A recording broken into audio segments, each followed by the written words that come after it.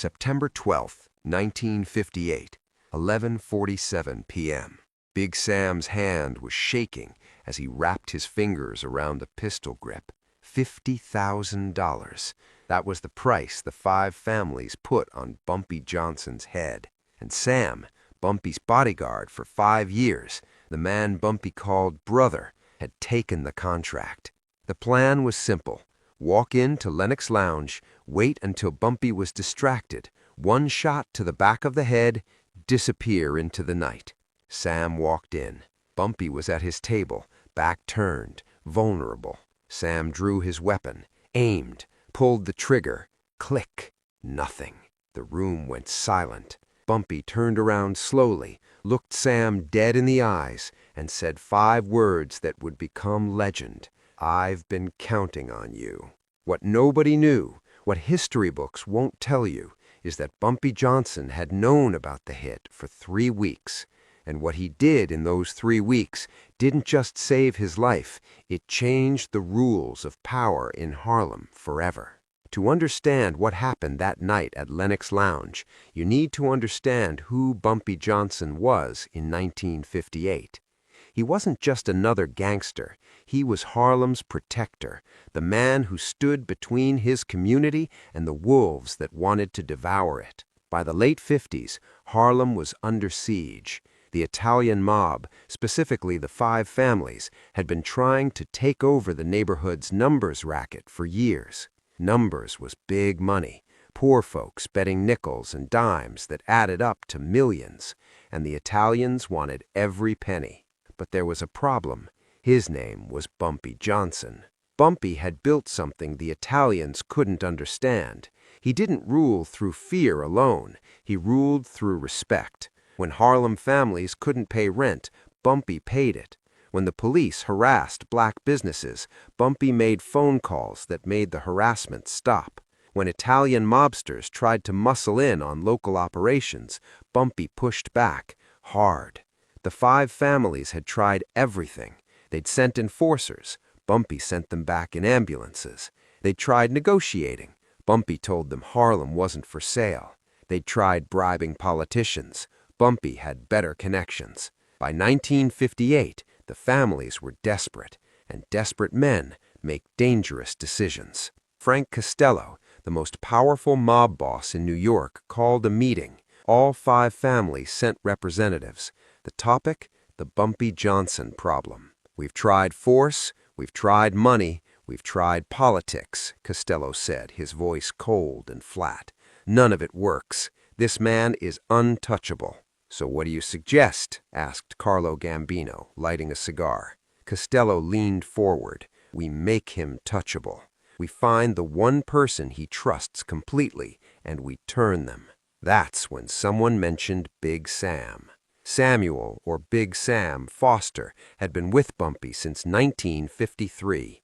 6'4", 260 pounds of muscle and loyalty. He'd taken bullets for Bumpy twice. He'd been there when Bumpy's mother died. He'd been at Bumpy's side through wars with Dutch Schultz's old crew, through police raids, through everything. If anyone could get close enough to kill Bumpy Johnson, it was Big Sam.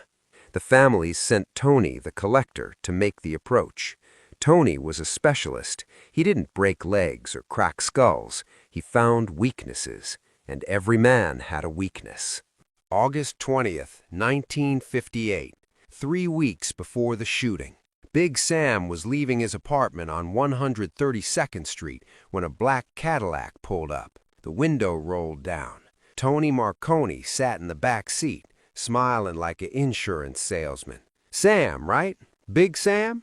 I heard a lot about you." Sam's hand moved toward his waistband, where he kept a .45. "Who's asking?" "A friend. Someone who wants to make you a very wealthy man." Tony gestured to the empty seat. "5 minutes. Hear me out. If you don't like what I say, you walk away. No hard feelings." Sam should have walked away right then, but curiosity is a dangerous thing. He got in the car. Tony didn't waste time. "You're a smart man, Sam. You know how this works. You're loyal to Bumpy, and that's admirable. But loyalty doesn't pay for your daughter's medical bills." Sam's jaw tightened. His youngest daughter, Keisha, had been sick with tuberculosis for 6 months. The treatments were expensive. The hospital bills were piling up. Sam had asked Bumpy for help, and Bumpy had given him $2,000, but it wasn't enough. It was never enough. Tony opened a briefcase. Inside were neat stacks of $100 bills.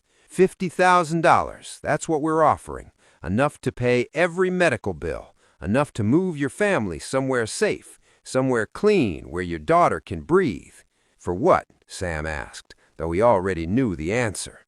One bullet, one moment. You walk into Lenox Lounge on September 12th. Bumpy will be there, like he always is on Friday nights. You wait until he's distracted. One shot to the back of the head. Quick, clean, then you disappear. We have a car waiting, new identities for your whole family. By morning, you'll be in Miami. By next week, you'll be someone else entirely. Sam stared at the money. $50,000. His daughter's life, his family's future, all for one trigger pull. And if I say no? Sam asked quietly. Tony's smile faded. Then your daughter dies slowly in that charity ward hospital. Then you keep working for Bumpy, watching your back every day, knowing that one day a bullet with your name on it is coming. Because that's how this life ends, Sam. You know it, I know it. The only question is whether you die poor or rich. Sam got out of the car without saying a word, but the briefcase stayed with him. Tony had left it on the seat, the stacks of money visible, tempting. That night, Sam couldn't sleep. He kept seeing his daughter's face, her labored breathing, the way she tried to smile through the pain. He kept seeing that briefcase full of money, enough money to save her, enough money to give his family a real life. 3 days later, Sam made his decision. He called the number Tony had left him. I'm in, Sam said, but I want the money up front. Half now, half after. Done, Tony replied. Welcome to the winning side. What Big Sam didn't know, what Tony didn't know, was that before Sam even got into that Cadillac, Bumpy Johnson already knew about the approach. Bumpy Johnson didn't become the King of Harlem by trusting people. He became king by knowing people, by understanding that every man has a price, every man has a weakness, and every man can be bought or broken. Bumpy had eyes everywhere. Bartenders, shoeshine boys, cab drivers, janitors, people nobody noticed, people the Italian mob never thought to pay attention to. And one of those people, a parking attendant named Jerome, had seen Tony Marconi's Cadillac pull up outside Sam's apartment. He'd seen Sam get in. He'd written down the license plate. 2 hours later, Jerome was in Bumpy's office above Small's Paradise Jazz Club. Tony Marconi's car, Jerome said, sliding a piece of paper across the desk. Parked outside Big Sam's place this morning. Sam got in, stayed for 5 minutes, got out. Bumpy looked at the paper, then at Jerome. You sure it was Marconi? Positive. I've seen him before. Collects from the Italian joints on the east side. Bumpy was silent for a long moment. Then he opened his desk drawer, pulled out $500 and handed it to Jerome. You didn't see anything. You weren't there. Understand? Yes, sir, Mr. Johnson. After Jerome left, Bumpy sat in his office for 2 hours, thinking. Sam had been with him for 5 years.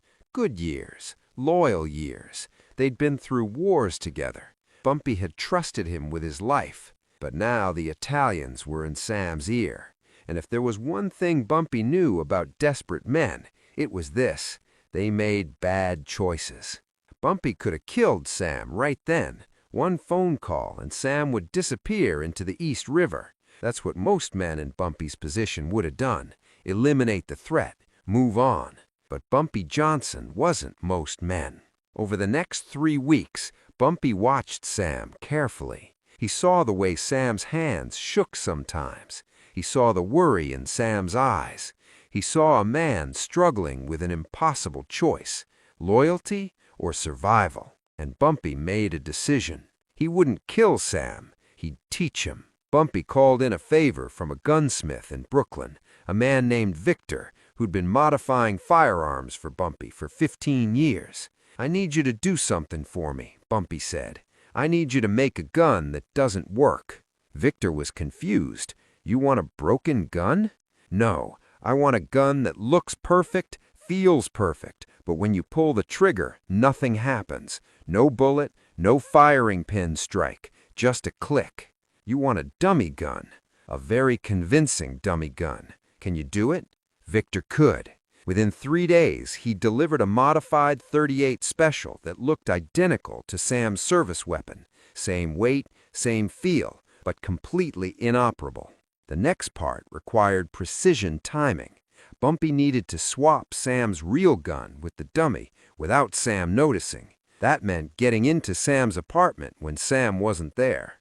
On September 8th, 4 days before the hit, Bumpy sent Sam on an errand across town. "I need you to pick up an envelope from a contact in the Bronx. It's important. Don't come back without it." The errand would take Sam at least 3 hours, plenty of time. While Sam was gone, Bumpy and his most trusted associate, a man named Illinois Gordon, entered Sam's apartment. They found Sam's gun in a shoebox under the bed, exactly where Bumpy knew it would be. They swapped it with Victor's dummy gun. Sam would never know the difference. Now, Bumpy had to wait. He had to let Sam make his move, because if Bumpy confronted Sam before the assassination attempt, Sam could deny everything.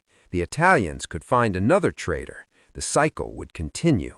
No, Bumpy needed Sam to pull the trigger. He needed Sam to commit. And then, in that ultimate betrayal, Bumpy would reveal the truth, not just to Sam, but to every person in that room, to all of Harlem, to the 5 families. The message would be clear. You can't kill Bumpy Johnson, because Bumpy Johnson is always 3 moves ahead. September 12th, 1958, 11:47 p.m., Lenox Lounge. The club was packed that night. 300 people, musicians, hustlers, businessmen, politicians. Friday night in Harlem meant jazz, cognac, and conversations that shaped the neighborhood's future. Bumpy was at his usual corner table with 2 city councilmen discussing a new housing development in Sugar Hill. He wore an impeccable gray suit, his trademark fedora resting on the table beside an untouched glass of Hennessy. Big Sam arrived at 11:30. He'd been drinking, not enough to be drunk, but enough to steady his nerves. In his jacket pocket was the .38 Special, the gun he'd been carrying for 5 years, the gun he thought would make him $50,000 richer. Sam positioned himself near the bar, watching, waiting.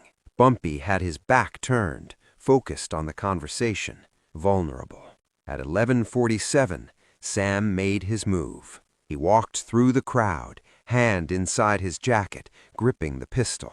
Nobody noticed. Sam was always near Bumpy. He was the bodyguard. His presence was normal, expected. Sam came up behind Bumpy's chair, 6 feet away, then 4, then 2. He drew the gun. The bartender saw it first. His eyes went wide. But before he could shout a warning, Sam had already aimed at the back of Bumpy's head and pulled the trigger. Click! The sound of a firing pin hitting nothing echoed in that suddenly silent room. The jazz band stopped mid-note. Conversations died mid-sentence. 300 people turned to look at Big Sam, standing there with a useless gun in his shaking hand, and Bumpy Johnson, sitting calmly, not even flinching. Bumpy took a slow sip of his cognac.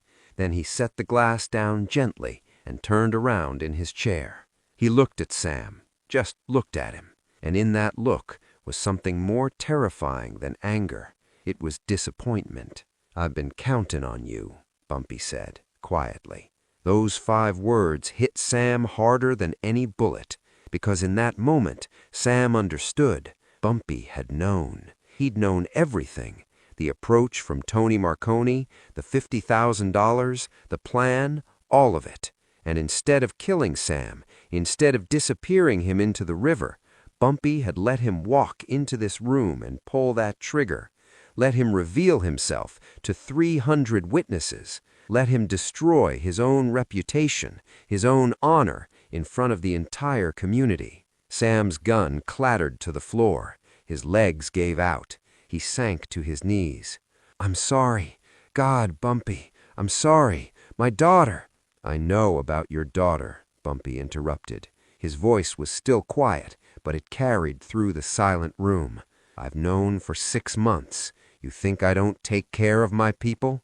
Bumpy reached into his jacket and pulled out an envelope. He dropped it on the table. "Keisha's medical bills, all of them, paid in full this morning. There's also a check in there for $5,000 for your family, for whatever you need." Sam's eyes filled with tears. But why didn't you tell me?" "Because I needed to know," Bumpy said. "I needed to know if you'd chosen money over loyalty, if you'd chosen their 50,000 over our brotherhood." He paused. "Now I know." Bumpy stood up. He was not a tall man, 5'9", but in that moment he seemed 10 feet tall. "You're going to leave Harlem tonight. You're going to take your family and you're going to disappear. I don't care where, but if I ever see your face again, if I ever hear your name again, there won't be a second chance. Do you understand?" Sam nodded, tears streaming down his face. "And Sam," Bumpy's voice dropped even lower, "when the Italians ask you what happened here tonight, you tell them exactly what you saw. You tell them Bumpy Johnson knew. You tell them he's always known. You tell them they can't buy loyalty in Harlem. And you tell them if they ever try something like this again, I won't be this merciful." Sam stood on shaking legs, picked up his useless gun, and walked out of Lenox Lounge. He would leave New York that night and never return. The last anyone heard, he was working construction in Detroit, a broken man, carrying the weight of his betrayal for the rest of his life. After Sam left, Bumpy turned to face the room. 300 people stared at him in silence. They'd just witnessed something impossible. They'd watched a man try to assassinate Bumpy Johnson, and they'd watched Bumpy turn that assassination into a lesson. "Let me make something clear," Bumpy said, his voice carrying to every corner of the room. "The Italians think they can buy us. They think they can divide us. They think they can take Harlem because we're poor, because we're black, because we don't matter." He picked up his cognac glass. "They're wrong. Harlem isn't for sale. It never was. It never will be. And anyone who thinks they can change that, anyone who thinks they can walk into my neighborhood and buy my people, they're going to learn what Big Sam just learned. We're not the ones who need protection. They are." Bumpy raised his glass. "To Harlem, and to loyalty that can't be bought." 300 people raised their glasses. "To Harlem." The jazz band started playing again. Conversations resumed. Within minutes, it was as if nothing had happened. Except everything had happened. Word of that night spread through New York's underworld like wildfire. By morning, every mobster from Boston to Baltimore had heard the story. Bumpy Johnson had known about the hit for 3 weeks. He'd let it play out. He'd made a traitor reveal himself in front of 300 witnesses, and he'd done it all without spilling a drop of blood. The 5 families called an emergency meeting the next day. Frank Costello was furious, not at Bumpy, at Tony Marconi for failing, but Carlo Gambino saw something else. "We can't beat this man," Gambino said quietly. "We've tried everything. Force didn't work, money didn't work, turning his own people didn't work. Every time we move against him, he's already seen it coming. So what do?" Costello demanded. Gambino lit a cigar. "We leave Harlem alone. We focus on Brooklyn, Queens, the Bronx, but Harlem belongs to Bumpy Johnson, and trying to take it from him is just going to cost us more money and more men." It was the first time the 5 families had ever backed down from a territorial dispute, but they had no choice. Bumpy Johnson had proven something that night at Lenox Lounge. He wasn't just a gangster, he was a strategist, a chess player who saw 10 moves ahead. and you don't play chess with a grand master unless you're ready to lose. The story of Big Sam's betrayal became legend in Harlem. People told it for decades, passed it down to their kids, their grandkids. It became more than just a story. It became a lesson about loyalty, about staying 3 steps ahead, about what real power looks like. Word spread fast through the underworld. By the next morning, every mobster from Boston to Baltimore knew what happened, and the 5 families, they called an emergency meeting. Carlo Gambino said something that day that nobody expected. "We leave Harlem alone. We can't beat this man." It was the first time the Italian mob ever backed down without a shot being fired. Bumpy Johnson lived another 10 years after that night. He died in 1968, not from a bullet, but from a heart attack. Ironically, in the same Lenox Lounge where he'd faced down Big Sam. But here's the thing. Bumpy proved something that night that most people miss. The most dangerous weapon isn't a gun. It's knowing what's coming before your enemy does. It's turning their plan into your victory. It's playing chess while they're still learning checkers. Big Sam took $50,000 from the mob. He left New York with nothing but shame. And Bumpy, he went back to his corner table, finished his cognac, and kept being the king of Harlem. Look, if this story got you hyped, do me a favor, hit that like button real quick. And if you're not subscribed yet, what are you waiting for? We're dropping these Bumpy Johnson stories every day, and trust me, the next one is even crazier. Drop a comment and let me know, could Bumpy have handled this differently? Would you have let Sam walk out alive? And hey, turn those notifications on, because next week we're telling the story of how Bumpy Johnson walked into Lucky Luciano's office unarmed and walked out with the deal of the century. You don't want to miss that. Remember, in Harlem, respect wasn't given, it was earned. And Bumpy Johnson earned his every single day.